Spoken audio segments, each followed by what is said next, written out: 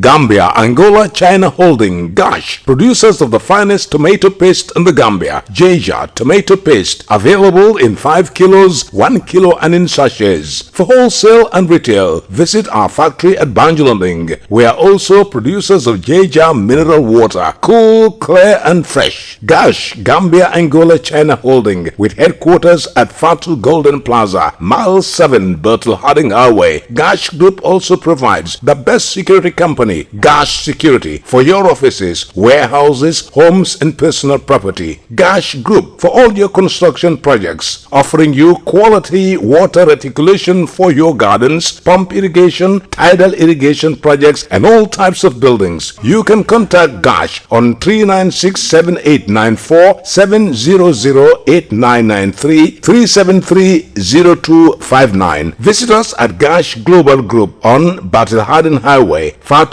Golden Plaza. Our website www.gashglobal.com. Gambia, Angola, China Holding, Gash.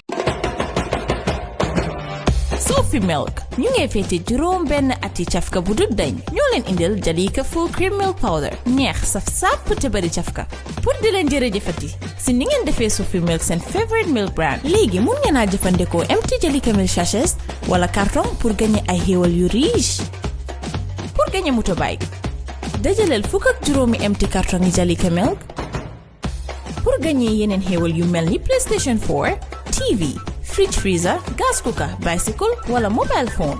dajaleel fukk ak juróomi empty Jalika milk sachets def leen si biir enveloppe binda si sa tur ak sa téléphone number. mun ngeen ko yóbbu si bépp Jalika milk agent bu leen gën a jege. pour xam bi si raful yi dem leen Jalika milk Facebook page. Jalika milk mooy meew bu ees bu leen so fi indil gën a neex saf sàpp te riche.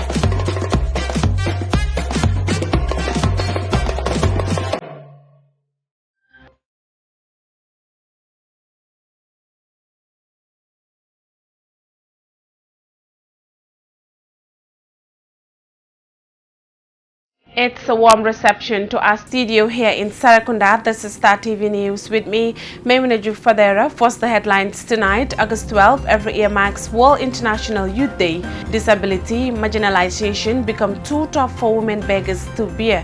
Gambian Olympians return from Tokyo and international scene.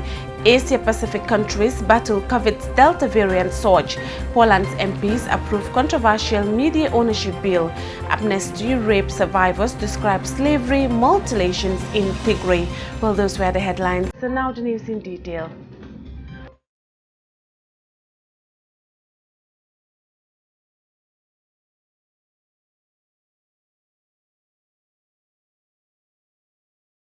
Youth Minister promises more opportunities for youths as world celebrates International Youth Day. The Minister of Youth and Sports, Bakari Baji, has been speaking about the significance of the International Youth Day celebrated and observed on 12 August each year. The Youth Minister said the Gambian government is assiduously working towards providing youths opportunities that will better prepare them for life's challenges. More in this report by Awasane. International Youth Day is celebrated and observed every year on August 12 across the world. The day is marked for giving new initiatives and actions taken by the youth. Also on this day, governments and citizens come together to bring attention to the problems faced by the younger generation. The theme for this year is Transforming Food Systems, Youth Innovation for Human and Planetary Health. Speaking on the significance of the day, the Youth Minister said the Gambia government is doing its utmost to help youth actualize their dreams. Gambia, we also celebrating it by one, the telecast statement, but also the National Youth Council is hosting some events, forums, and doing sensitization programs and television programs to raise awareness about young people, their potentials, also, but talk about the challenges that young people are facing in the Gambia and across the board, and call on government and other stakeholders to do more to support young people, and so they're empowered and they're educated. Minister Baji explained that government will not waver in its determination to provide youth with relevant education, boost their involvement in agriculture as well as giving them marketable skills.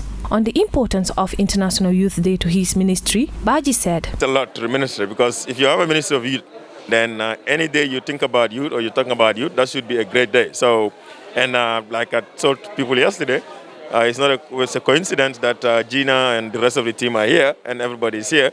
That's already a good day for us. And all the other activities that are going to happen today, be it at the National Youth Council level, at the presidential level, these are all initiatives that we are doing, not just to celebrate the day, but to celebrate the young people of this country. And we will continue to do that each year, be it those of us who are there now, whether we're not there or not. The ministry and the Youth Council, the Sport Council, always to propel or propagate the development of young people of this country. Meanwhile, footballers Modu Lamin Mane and Lamin Job have also been speaking to Star TV about the significance of International Youth Day. The pair called on the government and relevant stakeholders to support youth, especially in sports. International Youth Day is based on a recommendation made by the World Conference of Ministers responsible for youth in Lisbon to the UN General Assembly. Reporting for Star TV News, I am Awasani. World Youth International Day is commemorated annually every 12th August across the globe. The day is marked for giving new initiatives and actions taken by the youth. The day also gives the government and the people the opportunity to come together to bring attention to the problems faced by the youths and finding ways to address them. Khadija Tudanso tells us more. The Gambia today joined the rest of the international community to observe International Youth Day, commemorated each year to bring attention to the problems faced by youths and how to solve them. The day is designated by the United Nations and the purpose is, among others, to draw attention to give set of cultural and legal issues surrounding youth. The theme for this year is Transforming of Food Systems, Youth Innovation for Human and Planetary Health, highlighting that the success of such global efforts will not be achieved without the meaningful participation of young people.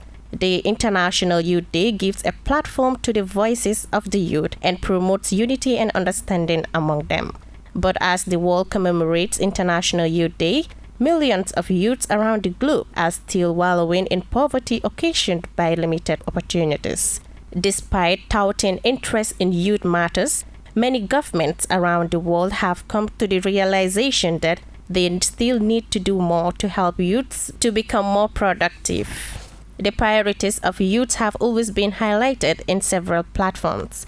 It could be recalled that earlier this year, the issue of priorities was prominent on the agenda of the Economic and Social Council of Youth Forum, as young participants highlighted them, including the impact of COVID-19, particularly related to its effect on human health, the economy, and food systems. International Youth Day was first celebrated in 1999 by the United Nations, marked on the recommendations made by the World Conference of Ministers responsible for the youth. Reporting for Star TV News, I am Khadija Tudanso. Physical disability and a feeling of marginalization could be two problems too tough to bear, but a group of physical challenged women say this is exactly their situation. Maria Madam has more in this report. Begging for pittance, either as a result of disability or poverty, is still proving hard to stamp out, as several locations of the country continue to serve as lifeline for many mendicants.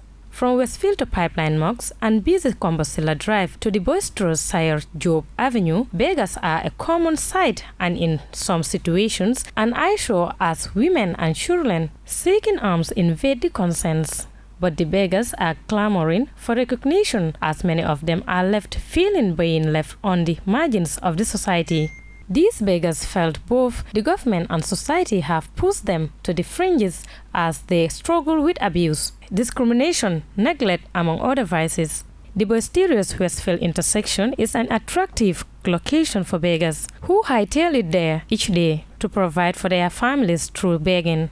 Fatunjai told Star TV of camera that she is forced to beg at Westfield because she is physically handicapped and has 2 children to feed and school bills to settle. The 39-year-old is compelled to beg on the bare ground as she is yet to own a wheelchair, consequently exposing herself to many health threats and dangers of the street. But Fatu would continue to beg as long as she has a family to support with no one to see her through her daily worries of looking after herself and 2 school-going children. For a decade now, Aisatu knew no other place to make a living than Westfield.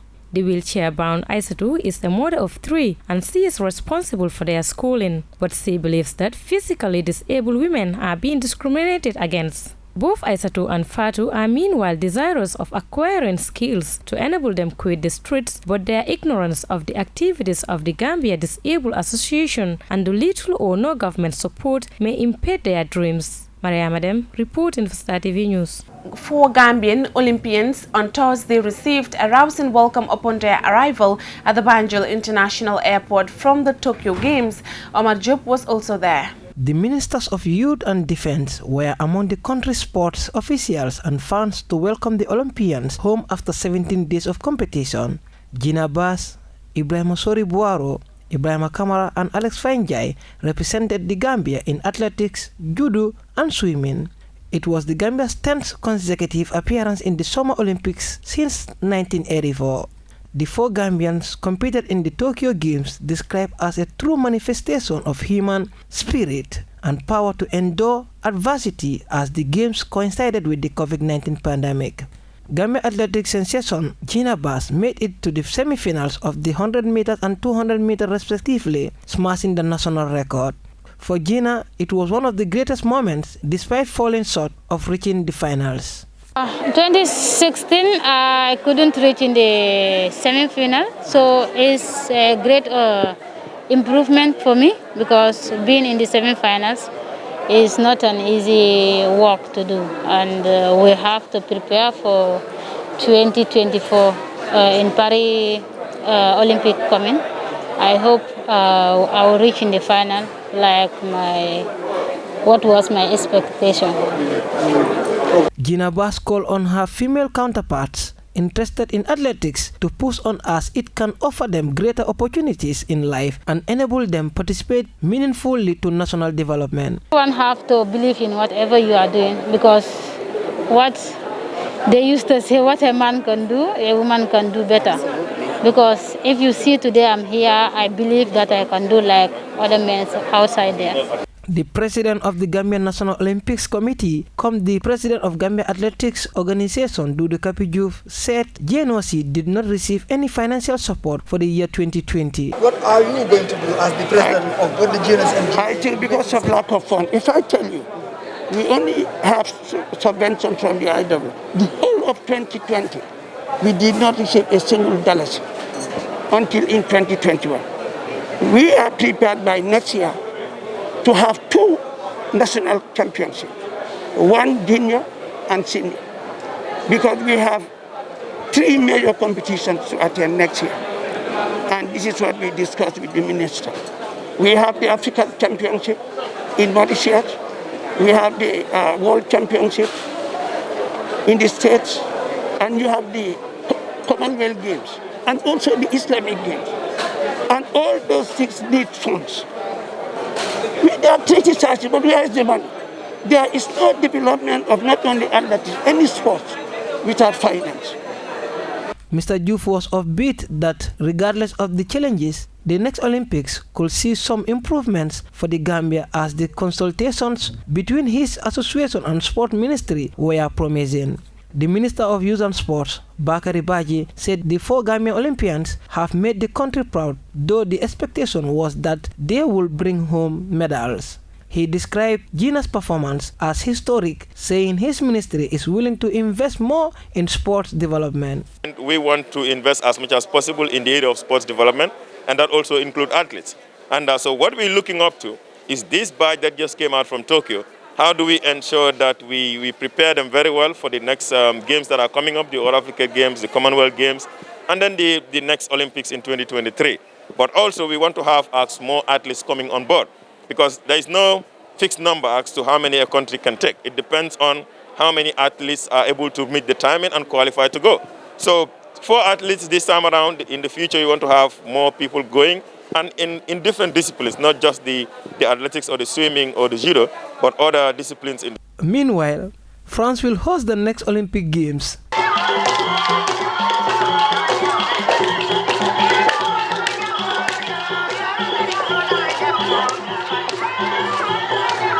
For Star TV, I am Omar Diop. Well, those were the local stories. We'll be back with international news. After the short break, please stay with us. We'll be right back. Gambia, Angola, China Holding, Gosh, producers of the finest tomato paste in the Gambia. Jaja tomato paste, available in 5 kilos, 1 kilo and in sachets. For wholesale and retail, visit our factory at Banjulanding. We are also producers of Jaja mineral water, cool, clear and fresh. Gosh, Gambia, Angola, China Holding, with headquarters at Fatu Golden Plaza, Mile 7, Bertel Harding Highway. Gosh Group also provides the best security company, Gosh Security, for your offices, warehouses, homes and personal property. Gosh Group for all your construction projects, offering you quality water reticulation for your gardens, pump irrigation, tidal irrigation projects and all types of buildings. You can contact Gosh on 396-7894, 700-8993, 373-0259. Visit us at Gosh Global Group on Battle Harden Highway, Fatu Golden Plaza. Our website www.goshglobal.com. Gambia, Angola, China Holding, Gosh. Sophie Milk ñu ngi fété juróom benn ati cafka bu dut dañ ñoo leen indil Jalika full cream milk powder neex saf sàpp te bari cafka pour di leen jërëjëfati si ni ngeen defee Sophie Milk seen favorite milk brand léegi mun ngeen a jëfandikoo empty Jalika milk sachets wala carton pour gagner ay xéewal yu riche. Pour gagner motorbike dajaleel fukk ak juróomi empty carton yi Jalika milk pour gagner yeneen xéewal yu mel ni PlayStation 4, TV, fridge freezer, gas cooker, bicycle wala mobile phone. dajaleel fukk ak juróomi empty Jalika milk sachets def leen si biir enveloppe binda si sa tur ak sa téléphone number. mun ngeen koo yóbbu si bépp Jalika milk agent bu leen gën a jege. pour xam bi si raful yi dem leen Jalika milk Facebook page. Jalika milk mooy meew bu ees bu leen so fi indil gën a neex saf sàpp te riche.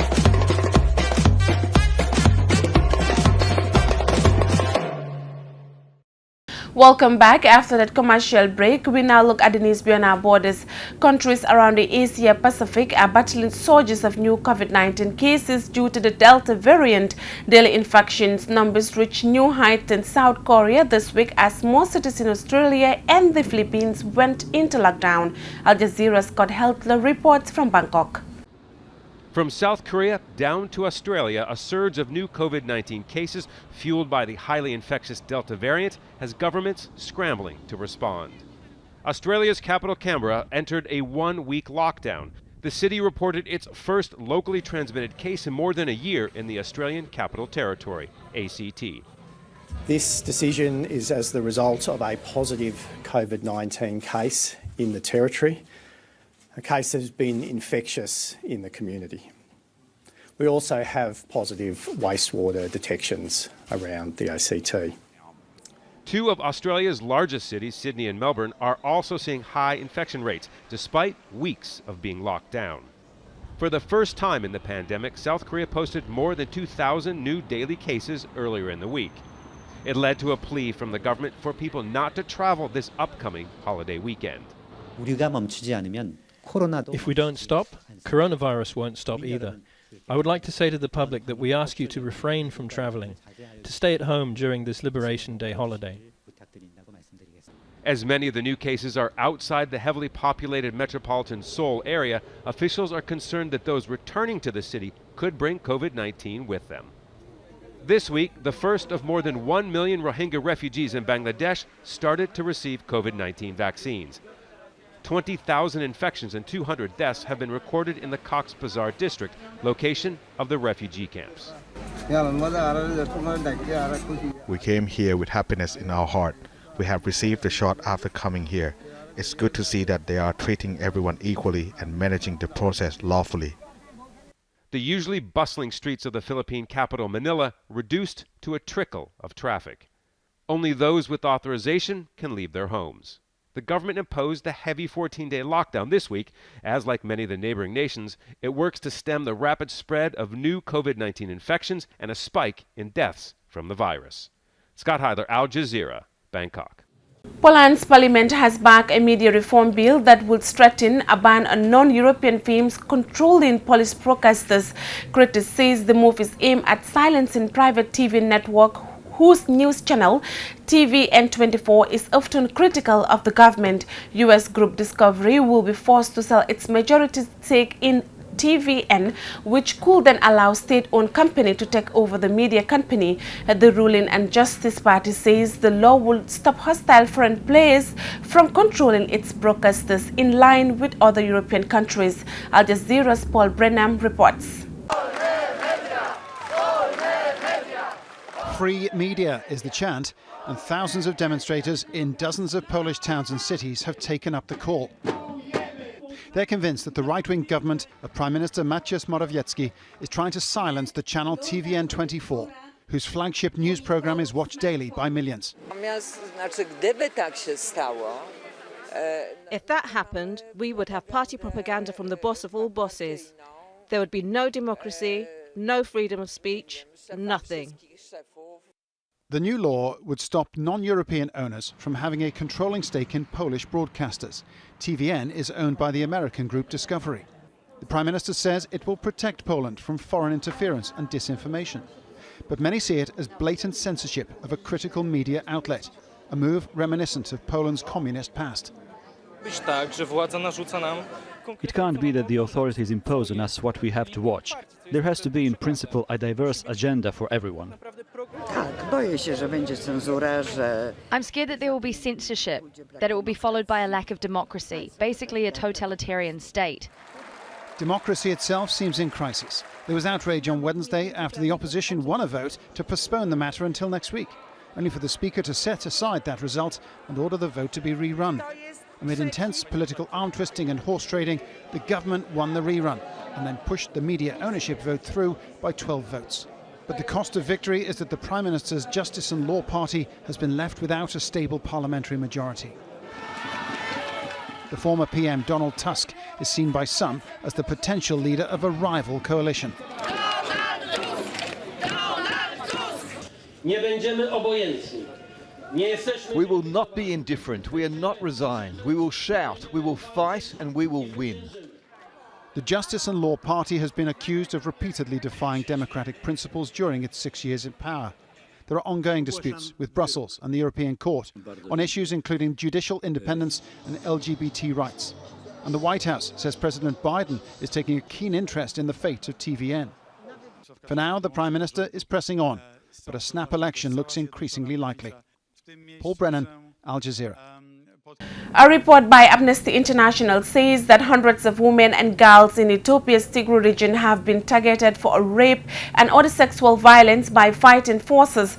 Thousands have been killed in the 9-month conflict in Tigray. According to the report, troops from Ethiopia and Eritrean armies are reported to be mainly responsible for the alleged war crimes and what could amount to crimes against humanity. Al Jazeera's Hiba Morgan has this report. And displacement. But the women and girls in the Tigray region of northern Ethiopia have also been subjected to rape, other sexual violence and slavery. Amnesty International interviewed more than 60 victims and in a report says soldiers from the Ethiopian and Eritrean armies, Amhara special forces and militias are the main perpetrators. We met Burtukan at a refugee camp in neighboring Sudan in May, one of more than 60,000 Tigrayans who fled the fighting in northern Ethiopia. She says she was raped at the start of the conflict in November. 4 military soldiers from the Amhara got me and took me to a house. There, 2 of them raped me for days. They refused to give me food or water. They beat me when I tried to run away to the point I still suffer from back pains. I begged them to stop and asked them why they were doing this to me. They said that it's because I'm from Tigray. Burtukan told us she's still haunted by her ordeal. Amnesty's report says the acts of sexual violence constitute war crimes and may amount to crimes against humanity and were intended to terrorize and humiliate the victims and their ethnic group.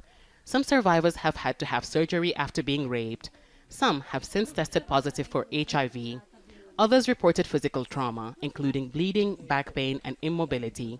We are now 9 months into the Tigray conflict, and really statements to condemn the atrocities no longer suffice. And the UN Secretary General must send to Tigray as soon as possible is a team of experts on sexual violence in conflict and its special representative on the same issue. The conflict in Tigray has displaced nearly 2 million people and left more than 5 million in need of aid. According to the United Nations, rape has been used as a weapon of war, with more than 500 cases of rape and sexual violence recorded between November and May. Several reports have been released on sexual violence in the Tigray conflict, some of which also accuse the Tigrayan People's Liberation Front, or TPLF, of atrocities. Aid groups working with victims in the refugee camps in Sudan say the known cases are just the tip of the iceberg. You know, underreporting is everywhere. And you know, there is many factors affecting this, like feeling of shame of reporting, fear of retaliation. Maybe the survivor don't know what the service of there is service for GBV survivors in the camp, and all these factors is contributing to underreporting. Ethiopia's government has previously described the allegations as propaganda, but in May it convicted 3 Ethiopian soldiers and indicted 25 others for rape and other forms of sexual violence. For many survivors, justice is far from being served. Hiba Morgan, Al Jazeera. Well, before we end the news, a quick recap of our main headlines. 12 every year marks World International Youth Day. Disability, marginalization become 2 top 4 women beggars to bear. Gambian Olympians return from Tokyo on the international scene. Asia Pacific countries battle COVID's Delta variant surge. Poland's MPs approve controversial media ownership bill. Amnesty rape survivors describe slavery mutilations in Tigray. That's all for this edition of the news. Do enjoy the rest of our wonderful programs. Do join us tomorrow for more news. Thanks for watching. Have a wonderful night. Bye for now.